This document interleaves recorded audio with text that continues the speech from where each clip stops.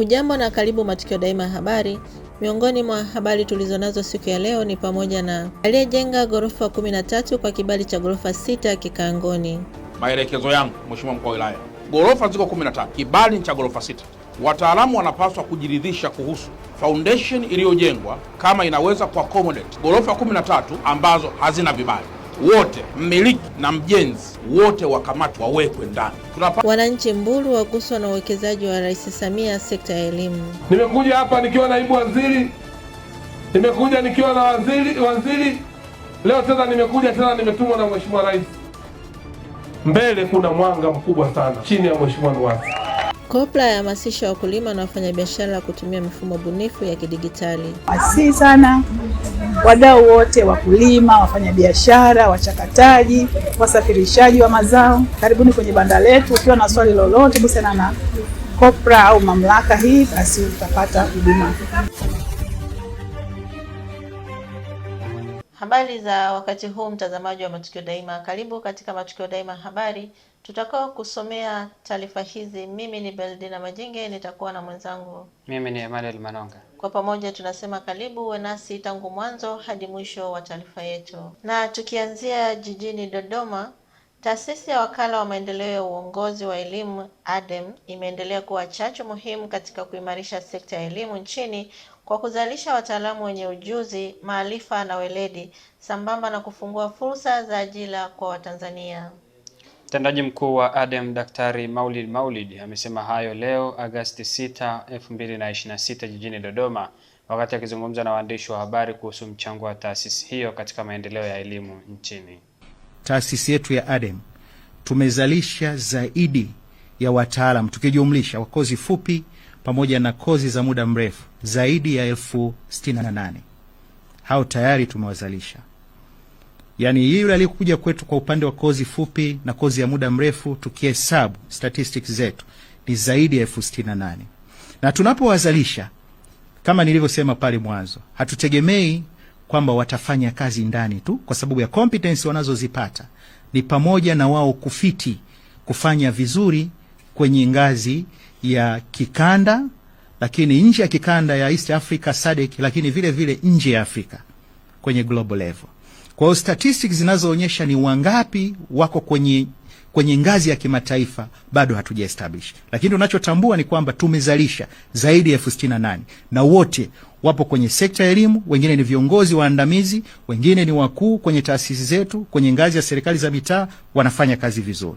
Lakini vile vile kati ya hao 68,000 wengi wanafanya kwenye mashirika ya kimataifa ambayo yapo hapa nchini.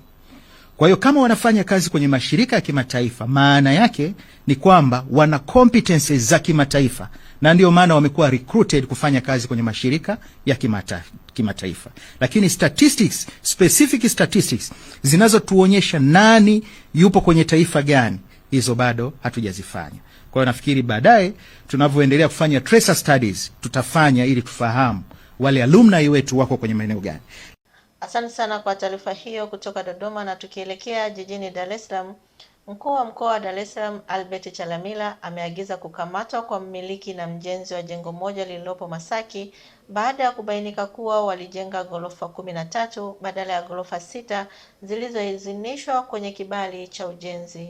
Akizungumza leo Agosti 6, 2026 wakati wa ziara ya ukaguzi wa utekelezaji wa sheria na taratibu za ujenzi, RC Chalamila amesema hatua hiyo inalenga kuruhusu uchunguzi wa kitaalamu kubaini iwapo msingi wa jengo hilo uliundwa kuhimili idadi ya ghorofa hizo.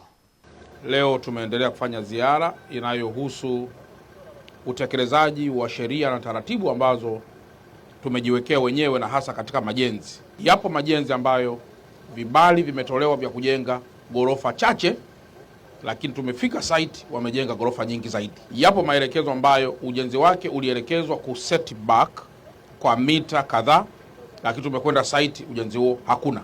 Yapo maeneo ambayo ujenzi wake ni kama huu hapa nyuma, ku block road service ambazo sisi tunazitumia kwa ajili ya maendeleo ya kila mmoja. Sheria hizo zimekiukwa. Maelekezo yangu Mheshimiwa Mkuu wa Wilaya, ghorofa ziko 13, kibali cha ghorofa 6. Wataalamu wanapaswa kujiridhisha kuhusu foundation iliyojengwa kama inaweza kuaccommodate ghorofa 13 ambazo hazina vibali. wote, mmiliki na mjenzi wote wakamatwe, wawekwe ndani. Tunapaswa tu control, kwa sababu hii ndio keki tulionayo. Huyu mtu ambaye amekuja kuziba road service kama sample tu ya wengine wote, abomoe mara moja leo na sio kwa kuchelewa. Na anatoa agizo tena kwa OCD na kwa mkuu wa wilaya, kwa kuwa yuko hapa, mpaka kufikia saa 12 kama bado patakuwa hajabomolewa, kurudi nyuma, mmiliki na mjenzi wakamatwe wote, kwenda lock up, halafu mashtaka yaandaliwe kwa ajili ya kwenda mahakamani kwa kosa la kuziba road service ambazo zinatumika na kila mmoja. Mkurugenzi anakuwa na wajibu wa moja kwa moja wa kusimamia idara mbalimbali katika kutoa vibali hivi. Wapo pia vijana wetu katika idara hizi ambao wanakwenda kinyume kwa umakusudi. TAKUKURU, fuatilieni kwa kina kuhusu ukiukwaji wa taratibu hizi, kama ni intentional au sio intentional, conspiracy au sio conspiracy, na ripoti hiyo tuweze pia kuipata ili tuchukue hatua kali dhidi ya wote ambao wanakiuka sheria na taratibu tulizokubaliana wenyewe kujiwekea.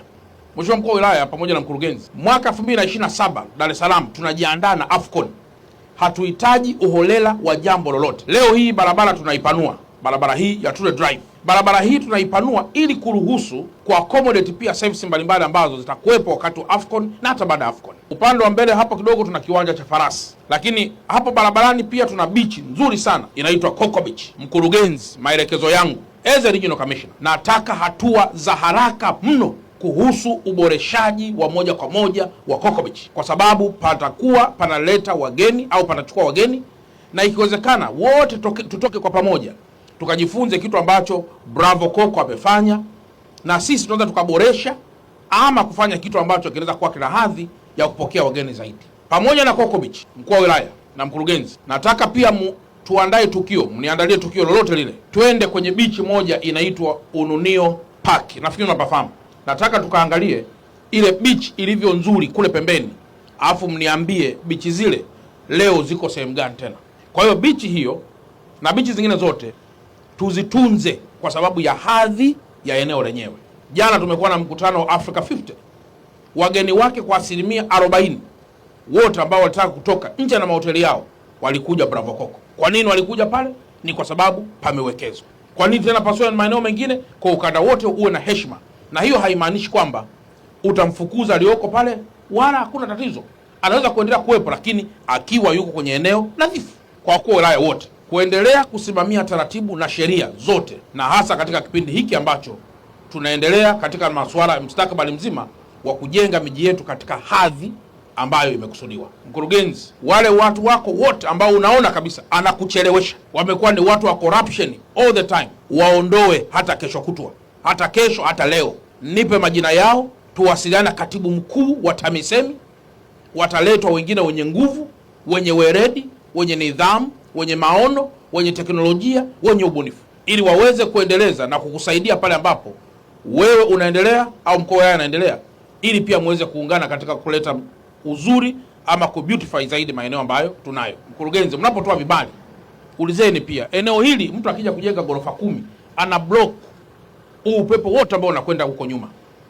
Kwa huko inatakiwa kama iwe ni G+4, ni G+2, ni G, kulingana na sheria. Sheria zipo, zifuatwe zile sheria. Vinginevyo hapo utapata ghorofa 20, alafu kule nyuma utapata ghorofa 3, unakuwa umeharibu kabisa viwanja vyote hivi. Hii iko kwenye beach, iko kwenye bahari kabisa. Upepo wote ukivuma ukipiga kwenye haya magorofa hauwezi kwenda nyuma. Kwa hiyo pitieni tena vibali kwenye njia hizi, na kama mnakumbuka nilisema Tule Drive na ile Silas kipande cha katikati hicho, simamisheni kwanza majenzi ili mjiridhishe, muone je pana kitu gani. Na siwezi kuambia kwa nini nasema hivyo, lakini leo na angalau mmeanza kupata picha kidogo, mmeambiwa kwamba kuna kitu gani kipo huku, mnapata picha kwamba kuna watu gani maeneo kama haya. Na Mamlaka ya Udhibiti wa Nafaka na Mazao Mchanganyiko Tanzania COPRA umeendelea kutoa elimu kwa wakulima na wafanyabiashara wa mazao mbalimbali kuhusu matumizi ya mifumo bunifu ya kidigitali ili kuboresha biashara ya mazao nchini. Hayo yamesemwa na mkuu wa kanda ya Mashariki wa COPRA Meli Majule wakati wa maonyesho ya 88 kanda ya Mashariki yanayoendelea mkoani Morogoro. Majule amesema mamlaka hiyo inawarahisishia wakulima na wafanyabiashara kujitokeza katika banda la COPRA ili kupata elimu kuhusu masuala mbalimbali ya kibiashara ya mazao ikiwemo usajili, uuzaji wa mazao ndani na nje ya nchi pamoja na taratibu zinazopaswa kufuatwa ili kuhakikisha biashara inafanyika kwa haki na ushindani. Tupate taarifa zaidi. Mimi ninaitwa Mary Majule, ni mkuu wa kanda ya Mashariki wa Mamlaka ya Udhibiti wa Nafaka na Mazao Mchanganyiko, ambayo kwa kifupi tumezoea kuita COPRA. Kwa hiyo sisi tuko hapa kwenye viwanja vya 88 hapa mjini Morogoro. Tumeanza maonyesho haya ambayo ni kwa ajili ya wakulima lakini na wadau wote ambao wanahusika na mambo ya bidhaa za kilimo. Kwa hiyo karibuni sana katika banda letu, mje mjionee mambo mengi ambayo tunayo hapa, lakini pia mje mpate taarifa mbalimbali na kujua ni huduma gani ambazo Mamlaka ya Udhibiti wa Nafaka na Mazao Mchanganyiko inazitoa. Kwa hiyo utakapokuja kwenye banda letu hapa utaweza kufundishwa mambo mbalimbali kuhusiana na mifumo mbalimbali ya biashara ambayo ipo, ambayo inatumika kwa ajili ya biashara mazao ya nafaka na mazao mchanganyiko. Lakini pia tutaweza, kwa wale ambao wafanya biashara wanapenda kujua kuhusiana na mambo masuala ya kusajili kwenye mifumo yetu, tuna mfumo wa COPRA-MIS, namna usajili unafanyikaje, wanaweza wakajisajili, tunaweza tukaunganisha kwenye usajili, lakini kujua namna gani ya mazao kuuza ndani ya nchi na nje ya nchi, taratibu gani za kufuata, hizo pia kwenye banda letu utazipata. Lakini katika viwanja hivi pia tutakuwa na darasa ambalo tutakuwa tunatoa kwa wadau mbalimbali na wakulima. Katika darasa hilo tutawafundisha kuhusiana na mamlaka tunafanya nini na ni vitu gani tumevifanya mpaka sasa hivi, lakini pia tutatoa darasa kuhusiana na mifumo ya biashara ambayo ipo ili kuhakikisha kwamba biashara inakuwa na haki na ushindani. Kwa hiyo ninawasihi sana wadau wote, wakulima, wafanyabiashara, wachakataji, wasafirishaji wa mazao, karibuni kwenye banda letu. Ukiwa na swali lolote kuhusiana na COPRA au mamlaka hii, basi utapata huduma. Na asante sana kwa taarifa hiyo. Waziri wa Maji Mheshimiwa Juma Hamid Aweso ameendelea na ziara yake ya kikazi mkoani Manyara kwa kutembelea na kukagua maendeleo ya ujenzi wa shule ya awali na msingi DINAM iliyopo halmashauri ya wilaya ya Mbulu. Mradi huo unaotekelezwa kwa gharama ya zaidi ya shilingi milioni 330 unalenga kuboresha upatikanaji wa huduma za elimu kwa kuwawezesha wanafunzi kusoma kuanzia elimu ya awali hadi sekondari katika eneo moja. Akizungumza na watumishi wa umma na viongozi mbalimbali wilayani humo, Aweso amewataka kufanya kazi kwa weledi, uadilifu na kuzingatia maslahi mapana ya wananchi, huku akiwahakikishia changamoto zinazowakabili wananchi zinapatiwa ufumbuzi kwa wakati. Kama nilivyoeleza, imempendeza Mheshimiwa Rais Daktari Samia Suluhu Hassan kunituma katika mkoa huu wa Manyara, na leo nimekuja katika jimbo hili la Mbulu vijijini. Nimeingia asubuhi, nimepokelewa na mkuu wa wilaya bingwa kabisa. Niko vizuri kwa mapokezi mazuri pamoja na wakuu wa idara, chama na serikali. Kwa nafasi fupi ambayo nimeipata na nimepita, nimeona kwa ufupi ambacho ninachotaka kukisema, Mbulu ya sasa sio ile ya zamani. Nimekuja hapa nikiwa naibu waziri, nimekuja nikiwa na waziri. Leo tena nimekuja tena nimetumwa na Mheshimiwa Rais. Mbele kuna mwanga mkubwa sana chini ya Mheshimiwa Nuwasi. Nimeona halmashauri pale mambo yako vizuri. Nimekuja katika shule hii ya DINAM. Nataka niwaambie wadogo zangu, miaka yetu sisi ambapo tulipokuwa tunasoma hatukupata bahati kama hii. Tulitembea umbali mrefu kupata masomo. Tulitembea tukakutana na changamoto nyingi katika masomo yetu. Mazingira ya usomaji na ufundishaji yalikuwa ni mazingira magumu, lakini leo Mheshimiwa Rais Daktari Samia Suluhu Hassan anatoa fedha, anawekeza miundombinu ya elimu kuhakikisha kijana wa mfugaji, kijana wa mama ntilie anapata elimu aje kulisaidia taifa letu. Huyo ndio Daktari Samia Suluhu Hassan. Tumpigie makofi mengi sana. Wadogo zangu, nataka niwaambie, nimekuja hapa kuona hii shule ya DINAM, shule ya mkondo mmoja ambayo kuna shule ya awali, kuna shule ya msingi na shule ya sekondari. Mimi sijawahi kuona, nimekuja kuona hapa DINAM. Tumepata bahati ya kuaminiwa na Mheshimiwa Rais kila mmoja hapa ni mtendaji. Kiwa mwenyekiti wa kijiji ni mtendaji, kiwa mtendaji wa kijiji wewe ni mtendaji, mtendaji wa kata, afisa elimu, ukiwa katika tarafa, ukiwa katika ngazi yoyote, sisi wote ni watendaji. Twendeni tukafanye kazi ya kuwashughulikia na kuwatumikia wananchi ambao wametupatia dhamana. Wakati mwingine tunatengeneza chuki kwa serikali ambayo haina ulazima. Inakuwaje uwe kiongozi katika eneo lako usomi mapato na matumizi kwa wananchi? Inakuwaje mwananchi leo ana changamoto, leo wewe ndio mtendaji kwenye ofisi, haupo? Mwananchi anahangaika, anateseka, anataka kupatiwa huduma, anazungushwa, njoo leo, njoo kesho kutwa, njoo Mtondogo. Hapana, hayo sio maelekezo ya kiongozi wetu. Nataka niwaombe watendaji wote, katika kila kazi kuna faida, maneno matupu yanaleta hasara.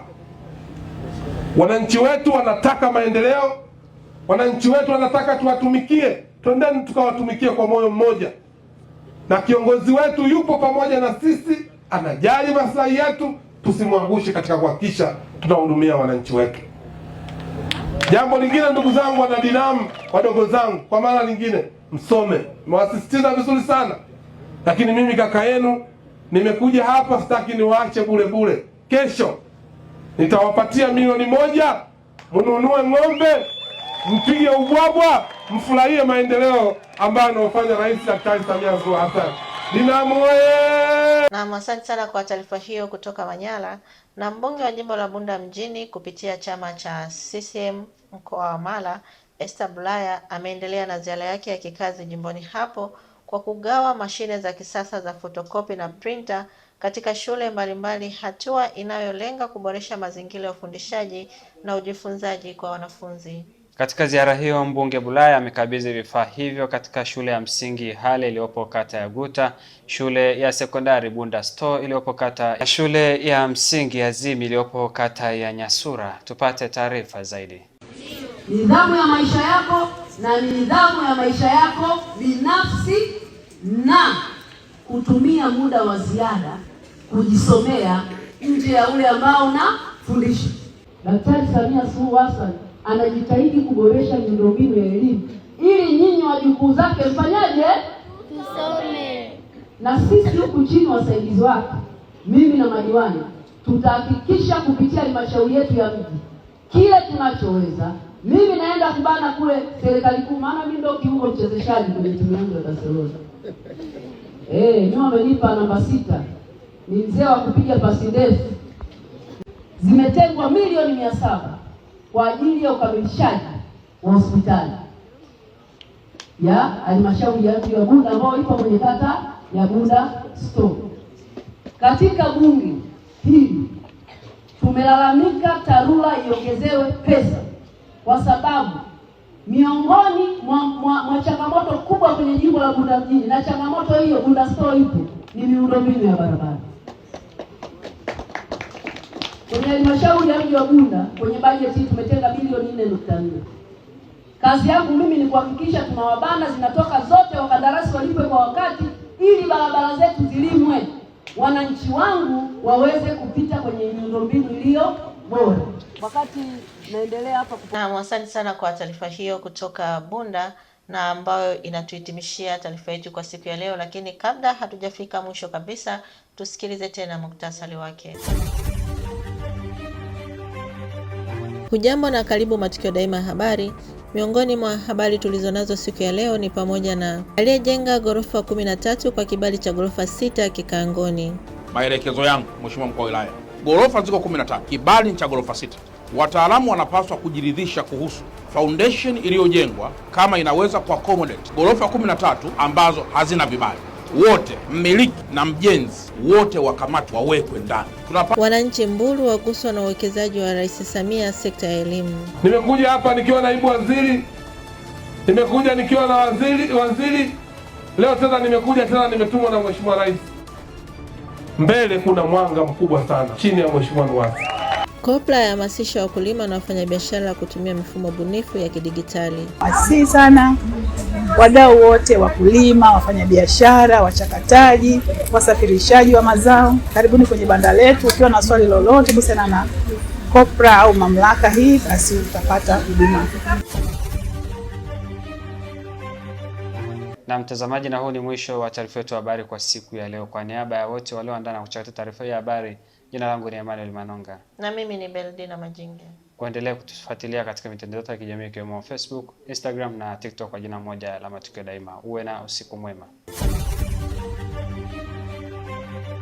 Karibu Iringa, karibu LM Lodge. Hapa ndipo penyewe. Vyumba vyetu ni kiwango cha gharama nafuu zaidi. LM Lodge hapa ni free wifi, kifungua kinywa zaidi ya nyumbani, maji ya moto wakati wote, parking ya uhakika na ulinzi kama jeshini.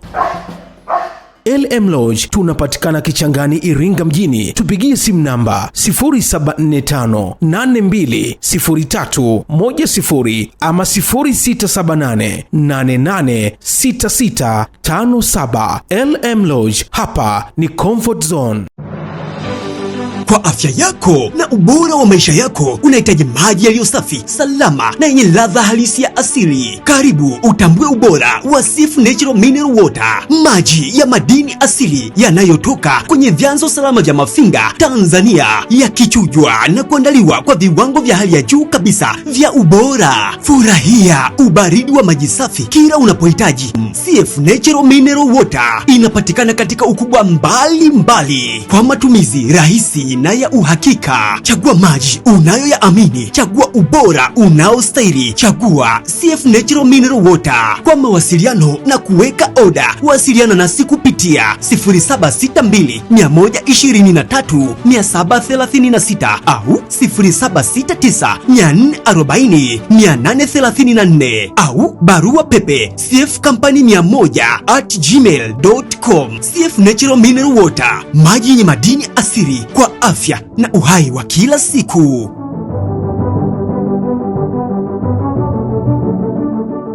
Nikwambie kitu mtazamaji wa Matukio Daima. Clock Tower Kefu ni moja tu. Tofauti ya Clock Tower Kefu na sehemu nyingine ni moja. Kwanza Clock Tower Kefu wahudumu wake ni wacheshi, lakini huduma zao ni bora kuliko, lakini kubwa zaidi kwamba vitu vyao vyote vinavyouzwa Clock Tower Kefu ni bei nafuu kuliko. Usiulize wapi kefu nzuri, uliza tu Clock Tower Cave. Clock Tower Cave tupo jirani na mnara wa saa katikati ya mji wa Iringa. Tupo wazi kuanzia Jumatatu hadi Jumapili. Tupigie simu namba 0677220022 au 0657366667. Clock Tower Cave Iringa, ladha inayounganisha wapenzi. Ndio, Clock Tower Cave, home of delicious meals.